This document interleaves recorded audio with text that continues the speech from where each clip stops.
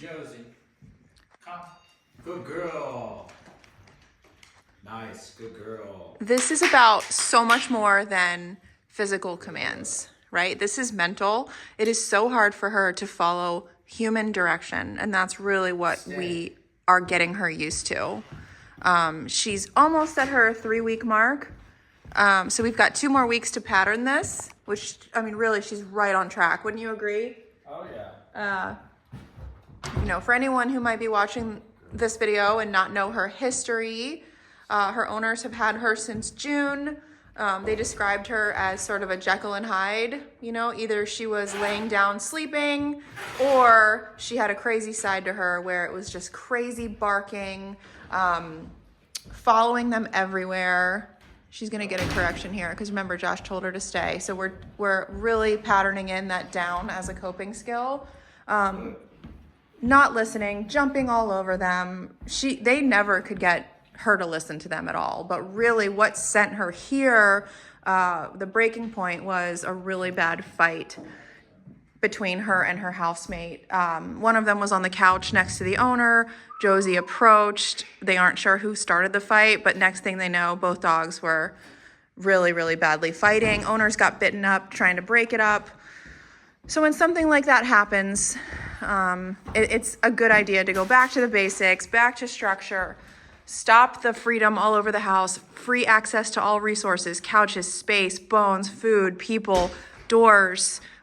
When you're allowing that, your dogs are mentally thinking, this house is mine. Everything in it is mine. And when they have that mentality, they feel entitled to fight over it. So now you're seeing fighting over people, couches, space, doors. You're seeing barking, and there's no care at all for any of the rules that the humans might have even tried to set. And what's good about getting professional help is that we can start from scratch with the dog. Day one, we don't have any past relationship with them, so it's easier almost for us to get the training done. And then once it's finished, we just transfer it over to the owners because they're going to be using the same tool we are. Anything to add to that? Good. No, that's really good. But really, I would say the heavy lifting isn't the actual teaching, sit down, place. Like that stuff is so easy. The heavy lifting is the attitude that the dogs have where they say, I know what you're asking, I don't want to. Right, that's why. Yeah, it's not, I don't think I've ever witnessed a dog struggle with getting the concept to the point where an owner couldn't convey what they're saying. Where the dog couldn't understand what the owner's saying. Usually, this is a good choice. They understand these basic things like stay, come here. Yeah. They just don't want to. They have no care. They kind of understand. So then you see most people are like, my dog's super smart. And they're right. They're so smart. They learn what skills get them out of listening. One is active ignoring. You're saying, Josh, and I'm just, another one that they find valuable, the dogs learn to do is to pretend they don't know what you're saying. Yes. So they're just kind of like, I don't know. They'll do fake sniffing, Yeah. It just gets them out because eventually what happens is like you're like, screw it. And so that works. So they just ignore, they pretend they don't know what you're saying. And then you get dogs who will straight up, you try to be like, okay, let's go. And then they get physical with you and they start, showing that side of themselves. So it's all to get out of being controlled, right? So, but in the pack, if you get the relationship right and you go through those conversations, because I have to go through those conversations just like anybody else. The dog will present the same conversation with me as they did with the owner. It's your response to those is what's... And what gives us the one up is that we have so much more experience. We do this all day, every day, hundreds, if not 1,000 dogs by now. Josh has been doing this 11 years. We're always a step or two ahead, whereas owners, they don't have that experience, and you can't blame them. They have a full-time job. They have kids. They have a life. They're not devoting their life to studying animal behavior. And that's why we have professionals. Like I have somebody coming to install blinds. Like I don't want to install blinds. Could I look up YouTube and do it? Sure, but it's not going to be as good as the job that they do, and that's what we're here for. Yeah, I think it's a great idea to get a professional involved. Especially with her, because with her, pretty much the entire first week she was trying to attack. Yeah. And so Josh has dealt with this before. right? He already knows what to do. He already knows that there's light at the end of the tunnel. We have to go through it to get out of it. But owners might take a step back and be like, I don't know what to do when my dog's attacking me. And that's understandable. Yeah, it was definitely heading in a bad place. And she was, so the recipe here, we have our commands and she's learning how to use them. So now she's learned most of them. She's still learning the heel, even though it's getting there nicely. She's still got some learning to do on that. As far as the other commands, the stay, the down, place. The down's a perfect example of, Josie, who's done this hundreds of times indoors, the down. We get her outside and she says, no, right? So it's our job to keep putting them in situations where they know what to do. They might not want to listen. And then we keep doing that until we can't get them to make a mistake. Yeah. And that's when they become really easy. And that's when I take over. Yeah. And if I can take over, their owners can take over. I guess it's, while we're doing this video, I guess it's important to mention, you notice I pet her. Yes. But I don't just pet her just to pet her. Yes. It's all just to reward. I only use the petting with her, and even with, this is how I interact with my dogs. If I like what they're doing. It's like giving her a paycheck. Yeah. You're not going to give her the paycheck if she's not doing her job. If you're giving it for free all the time, which, listen, everybody does. You see a dog, it's pet, right? It's just, that's what they're there for. We pet them. Let me just wipe my hands on them as much as I can because it feels good. But the dog, it'll make the dog entitled. It'll make the dog kind of spoiled, and it'll make them, certain dogs need to be earning that affection because it sends the message that I love what you're doing right now. So if they're barking, crazy, jumping, crazy, you're telling them, yeah, just keep doing that. I love that. But if she's doing this and you pet it, and you're not petting the other stuff, in fact, you're correcting the other stuff, there's what you'll get more of. Yes. Well, it's interesting. No. It's interesting that you mentioned earlier, you were saying somebody might try to get the dog to listen, and they might even be doing it right, but then the dog isn't in school. The dog's in like the dog brain, the natural world. So if it doesn't like what you're saying and it has the temperament to lead them down this path, they're going to put their foot down, their paw down, right? And what that was going to look like is they're going to tell you to take a hike. And if you're like, no, I'm going to teach you to walk, or like, I've had enough of this barking, I'm going to correct you. What happens when the dog tries to correct you for correcting them? And then that's where it gets sticky. And then you kind of give up, and then we can kind of tell those dogs who have a history of winning, where they might necessarily try something to get out of something that's being asked of them, and they win because, obviously people... The dog will bring it further than the person. Yes. Because the dog's living in the primitive natural world, and we're in our nice... Life isn't easy, but it could be a heck of a lot worse for us. So we got comfy life, a lot of us, right? It's not as bad as it could be. But so we're kind of softened a little bit. Our brains are a little, we're not ready to go where a dog will go. Where a lot of dogs with this type of brain, they're in that primitive place. She can switch right over, and she's in. And she did. She's in that place where I think a lot of people nowadays, you don't really see them entering that space. Certain people do. Certain people do. A lot of people don't, though. They stay right away from that animal brain. But the thing is like, we do have that in us. It's in us somewhere. We just push it away so much. The dog will use that part of their brain, and it'll win every time because they're ready. They can get aggressive. They can go further than we can go, and then we're kind of just like, whoa. They got like all the weapons, and we got nothing. And they don't feel bad for going there. So another thing the dogs have going in their favor that get them to kind of like control the house is like their moral compass isn't where ours is, right? So they don't have a moral issue with correcting us. They literally, you'll see a dog, or another dog, or another dog. They can correct you for doing something they don't want you to be doing. Not think twice about it. Not think twice about it. Literally rip your face open. They'll literally walk away from almost killing another dog with their tail wagging and like, what's next? Right. And the thing is, like, if she were to correct me and like give me a nice correction, like rip a piece of my lip off or something, she doesn't. Yeah. A minute later, she could be like, hey, let's cuddle. Yeah. Right. I just don't. She was just correcting me. I just don't like when you put your face in your mouth. Right. I still love you, but so there's no. She's not gonna feel bad for biting me. She's not gonna feel bad. She does not feel a lick of guilt for tearing that other dog. No. Not at all. And none of them do. You don't see that.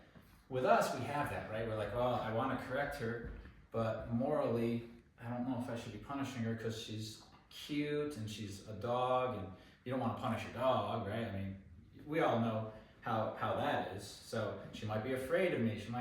She might not like me or something like that. So a lot of people they even if they get the inkling to correct, they don't. And so the dog reads that as, oh, this person isn't able to control the situation. I must be the guy or gal, and she's going to step up to the plate and do whatever she wants without correction, and that's going to become, because she's so insecure and she's not meant to lead, all over the top, all overreactions, all instability, just ramped up. Watch her video of when the owner comes home and lets her out of the door of the room for the day. I mean, that's her happy. That's her. But that energy, like so she's up here with her energy. When a dog's up like that, they can switch like this to like aggression or anything else because they're so amped up. They're just so amped up. So a lot of this here, and you see, we're working right now. Look how hard she's working. It doesn't look like I'm working, but she is working hard. Look, she got the shakes now.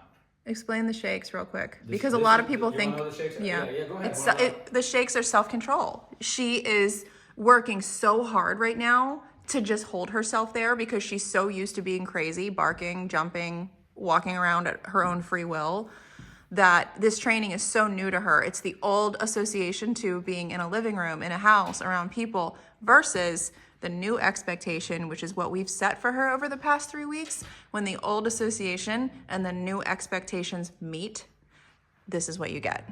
And as she practices, it will go away. Because the old association goes away, the new expectation becomes the new normal, and she doesn't have to work as hard to maintain it. That's exactly it. So, but again, let's go back. Like we'll use Josie here to kind of teach what we've learned over time, because she's a good case to study, because she got herself in a lot of trouble for being very aggressive. She almost got herself put down, to be honest with you. Her life almost went by. Yeah. She's on thin ice now. If she goes and messes up. If something else happens, it's not. Nobody's gonna. She can't be rehomed.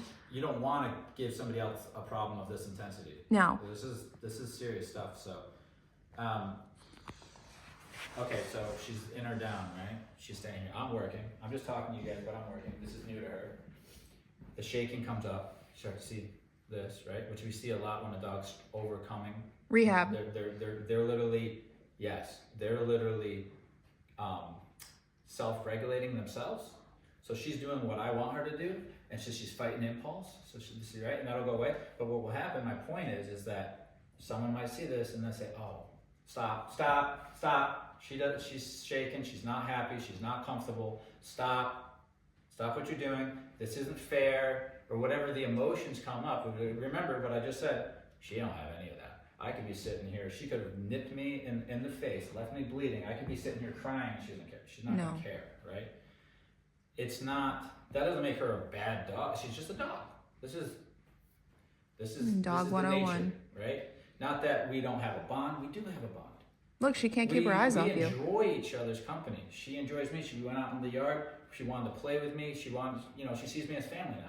But that doesn't mean that she won't give me a good correction. If she feels entitled to. And just be fine with doing that. So the thing is like our moral compass can stunt us from bringing the rehab full, right? Nobody wants to correct the dog. And I didn't wake up today and say, you know what I want to do today? I can't wait to go correct this dog.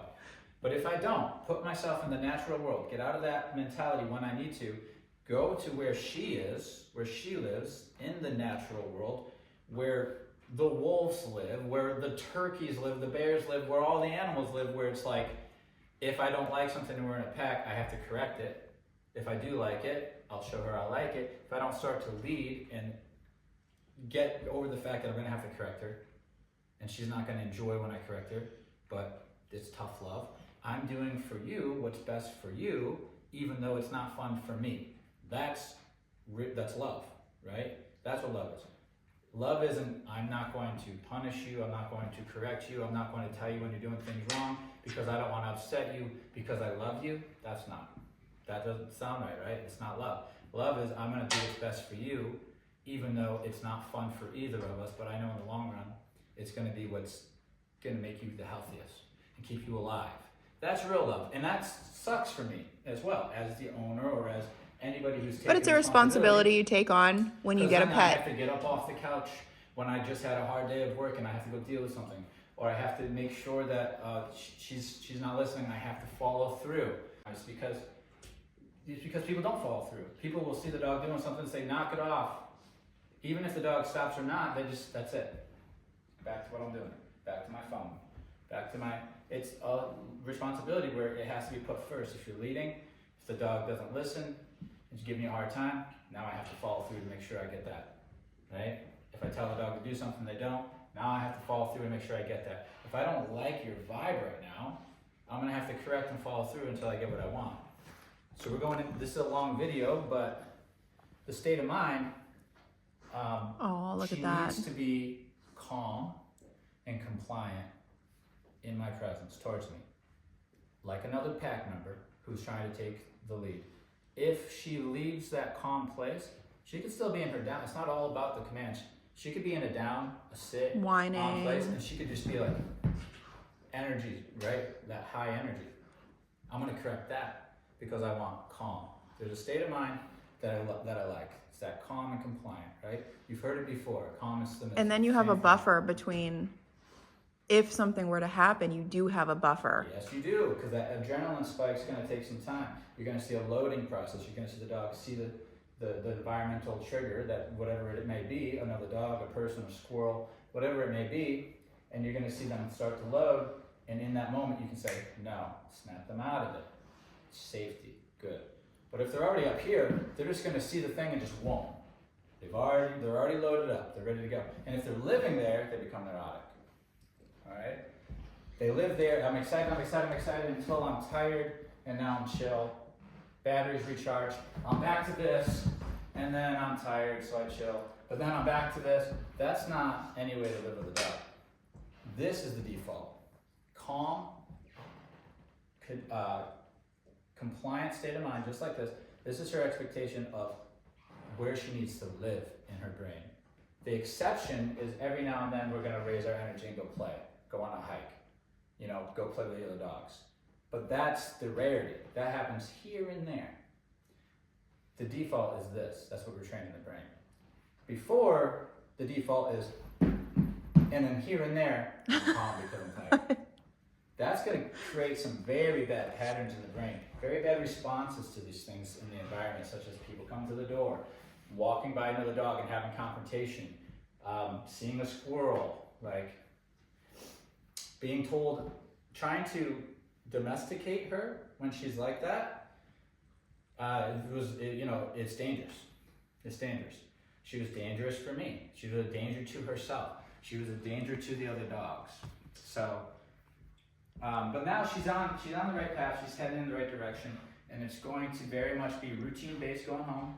So we're gonna create a day for her, and we're gonna create a day that works for us as the owners, and for her, and we're just gonna repeat that day. We just call it the default day. You're gonna create it for her, and you're just gonna repeat that day. And then every now and then, if you do something special, or if you have to go to the vet, or whatever it is, you're gonna go do that. You're gonna have one of those days. But for the most part, she can know what to expect when she wakes up, and it's gonna be something that's easy for you, easy for her, everybody's satisfied. It's not gonna be this, she's not gonna be this dog that you're gonna be like, hey, what do you wanna do today? You wanna let's just go downtown and see where it takes us. I wanna be playing like that with her. I would be making sure her day is at home. She can get through the whole day with no trouble, and make sure we work on that. And if we wanna open up her world from there, we can. If we don't feel like we're comfortable opening up her world and adding other elements into her life, you don't have to. You're keeping her safe. She's happy with a simple life. I've never seen her since she's been here. I can imagine from the video that I've seen at home, I think she's the most comfortable she's been in a very long time, maybe even ever, living with the structure that comes with a board and train like this. She loves it. She loves her no problems in the kennel. Not trying to escape. I know that was the thing before. No drool. Loves her kennel, no drool, no barking, no whining, no trying to escape. So there's no problems with that there. And I'm assuming going home, if there is a little bit of a hiccup in the kennel, it should be very easily fixed. Very easily with just the proper correction, which you're going to do. So somebody's got to take the lead of her though. We can't just be like, somebody's got to be the primary. Somebody has to be. There has to be at least one person that is responsible for Josie, right? It would work best that way. If somebody's very dedicated, if 2 people in at least one person dedicated and nobody else is better than everybody's a little dedicated, but nobody's fully. You know, you see those houses where everybody's got to pitch in to take care of the dog, but nobody's really the one. With a dog like this, you need that one, right? And maybe even another person who can come in and fill that void if you're sick or if you're not available. But they need that really strong bond with somebody that has control over them, okay? That's really what's going to come down to, is making sure we have control over her above all other things. So we could be having a great time right now. We could be having a nice relaxing morning, but then Josie decides to like go down that road where she doesn't want to be listening and stuff. Now I have to take responsibility to make sure we don't let that go on. She'll stop. She's not giving me a hard time, right? She did, and it didn't work. And then she did again, it didn't work. She did that for a little while, and then she just stopped. She started listening. That's working really well. Now the brain is just going into that association with me. Oh, I listen to this guy. So it's becoming very easy for me to tell her, no, don't do that, or do this. She's not giving me a hard time about it. She's taking corrections, right? I was able to correct her. You've seen a few times in this video I corrected her. Before, if I corrected her, She's gonna bite you. Fight. If I correct her, she's gonna correct me. Over something so, like literally just stay. Tiny, like, hey, stay. Sit back here real quick. I want to take care of this. I don't want you involved. It's like, no. Fight. Any type. But again, it's because the panic. But look, she's working. So this looks like we're doing nothing. She's actually going through She's it. self-regulating. So we're doing some basic stuff around the house. This is her first time really, I guess, being up here and being told to like stay. She's been up once before. She's been up. Yeah, she's been like up. This, but this is loose. This is, yeah. I'm keeping her really guessing here. It's not like the training session where I'm working with her one-on-one nonstop. I'm kind of telling her to stay, walking away, doing stuff. And she's like, is he coming back for me? What? You know? And then she makes a mistake and I correct her and she lays down. So she's learning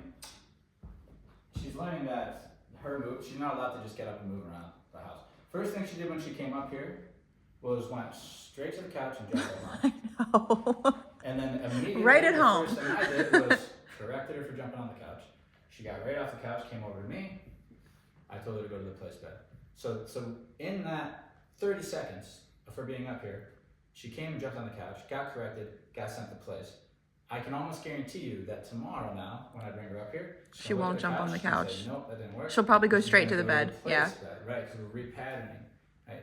This dog, she can't have free access to things like that. It's a slippery slope. All right. Could I get away with it if I were to live with her and have her come on the couch and still have full control over her? Probably, because she knows that if she pushes me, I will go where she'll go. I will go there, and it won't turn out. It won't be fun, and then we'll move on.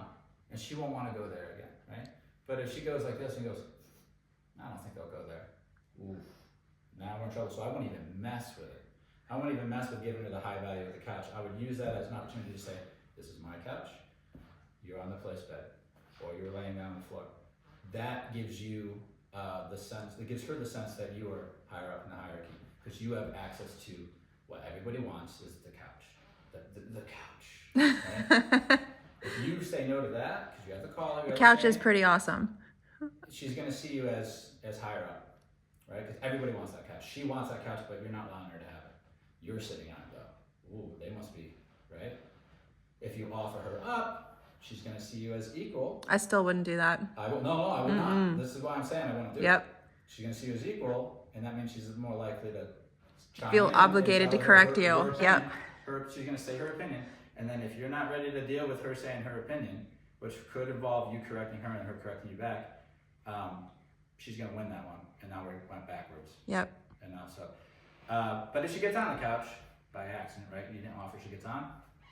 You're safe with this program because you don't Gotta have the collar on. You're not going to grab her. Oh yeah, no, she's never. Gotta have the e-collar on. always got the collar. Do not try to physically move her. Do not try to grab her. Do not try to grab her collar. She'll bite you. Literally take a few steps away from the couch so that you're not around Recall. her. Correct her first. Yep. And then recall. Then recall. Don't Correct recall and then first. direct. Correct and direct, because you want the correction for being on the couch. Yep. And then beep, recall. She comes over to you, good girl, go lay down in the place bed. She learned a lesson. You didn't put yourself in harm's way. Right. If you're right here and you're trying to correct her, and she hasn't been through that with you yet, you know, it's just, and she's on the couch, and you know, stakes are high. I wouldn't put it past her to give a nip to anybody. Yeah. Anybody, a dog, Yep. A dog or a freaking rhinoceros, it doesn't matter. It's so anyway. Feeling pretty good about it. Yeah.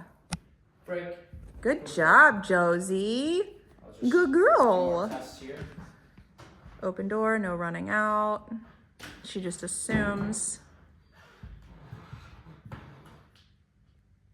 She just assumes she needs to wait for permission. That's so great.